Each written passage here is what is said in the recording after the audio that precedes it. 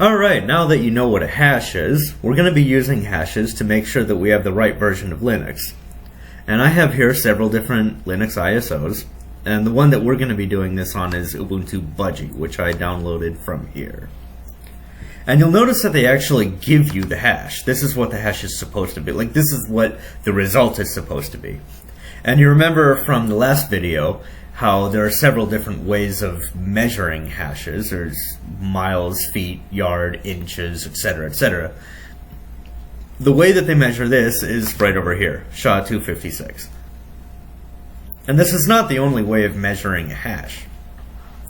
There's SHA-512, SHA-1, MD5. There are lots of them. There are actually a good number of them. And the one that they use is this one. Therefore, this should be the answer. Therefore, this is what we're going to use. Now, before I do, you remember from the last video how I said that you can do this on any file. It doesn't matter whether it's an ISO or not. You can literally do this on any file at all. We're going to be running a hash on this file right here. This is the full text of Julius Caesar by William Shakespeare.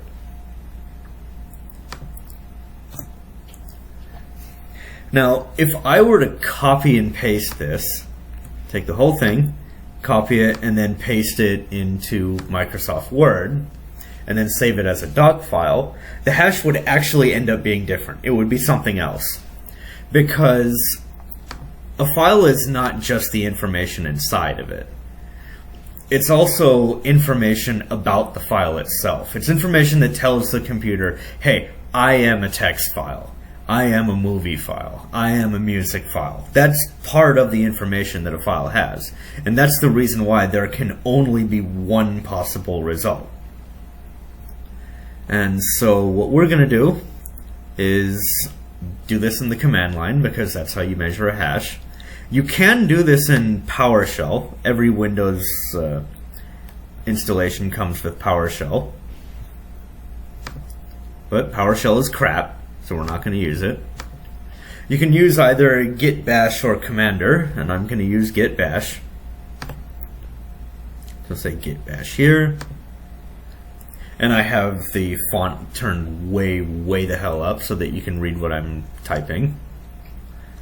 And the way that you do this in Windows is actually a little different from the way you do it in Linux. So first we're going to see how to do it in Windows. So on Windows, you say cert util. And then you have to tell it what to do. You have to tell cert util what to do. And you want it to hash a file. You get the hash from the file. So you say flag hash file. And then, check the name again. Shakespeare, Julius Caesar. So Shakespeare. And I'm going to press tab to autocomplete. And then you also have to tell it what unit of measurement to actually use when it's getting the hash, like miles or feet or yards or inches or pounds or ounces or whatever. This one is using SHA-256, as we saw from the website. So SHA-256, and here's the hash. Now, just to prove a point, you don't have to read the entire number set. You just look at the first few numbers. I'm going to go in here, and somewhere deep down in the file, I'm going to change one letter. And I'm not even going to change it to a different letter. I'm just going to change it from a lowercase to an uppercase letter. That's one change, one little piece that I'm changing. Other than that, I'm not touching this file. I'm leaving it mostly, almost exactly as it is. Like literally all I changed. You saw how much I changed. There are, let's see how many lines there are. 2,072. Okay, so there are almost 4,000 lines. Not even sure how many characters. I literally changed just one. I changed one letter from lowercase to uppercase, and that's it. I didn't touch anything else. I'm going to press Control S to save. Alright. Now we're going to go back into Git Bash. And I'm going to press up to go back through the history. There we go. And I'm going to press enter, and it's going to do it again. And you notice up here the first time, let's say 02588A3, you don't have to read the entire thing. And then after I changed the file by one letter, and I literally just made it from lowercase to uppercase, you can see that the number is completely and entirely different. Like totally and utterly different. Okay, this is the reason why hashes are used to make sure that the file you get is the file that you wanted. So I'm going to go ahead and close this. And now I'm going to say, I'm going to open up Git Bash here. And we're going to do this again. Insert util hash file. And then the one that we're doing it on is this one, Ubuntu Budgie. Ubuntu Budgie. And I'm just pressing tab to autocomplete. And then again, SHA-256, because that's what they used. And now this one is going to take a while because it's an ISO, and ISOs are huge. They're enormous files. Sometimes they can be several gigabytes.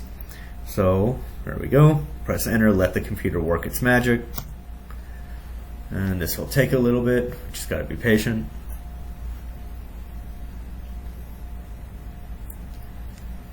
Waiting. There we go.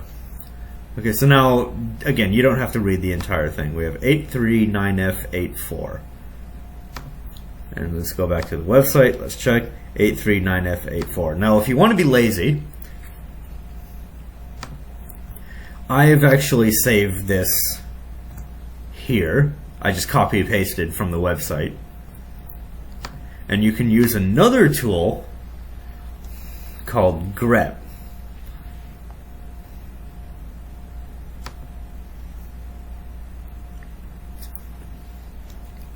So let's say grep, and then you have to tell it what it's looking for. This, copy, paste, and then you have to tell it where to look for this, and we want it to look in here because that's where I saved the file. So in Ubuntu, and then have to escape. Is that it? No, there it is. And this just means, see, this thing just means ignore whatever comes after this, because if I didn't have this, it would see this as an actual space and it would think it's something else, and the computer would freak out. So there you go, and then just pressing tab to autocomplete. And it did in fact find it. Now if you tell it to do something else, say grep find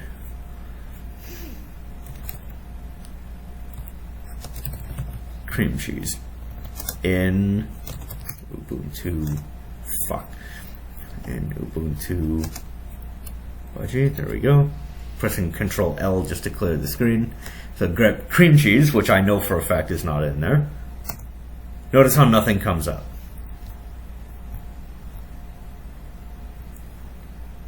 You see, it did find this because where is it? Huh? It disappeared. All right. Well, so now we know, because grep did find it. Now we know that this is definitely the right version of Linux, because this, which I just copied and pasted from the website and saved here, grep found that hash in this file. And so it did match, and because it matched, that means that it's the right result, and because it's the right result, and there can only be one possible result, it can't be anything else, we know that we have the right file. So now let's find out how to do this in Linux. And then after that, we'll find out how to actually get this onto a USB so that we can boot it into the computer. So, see you in the next video.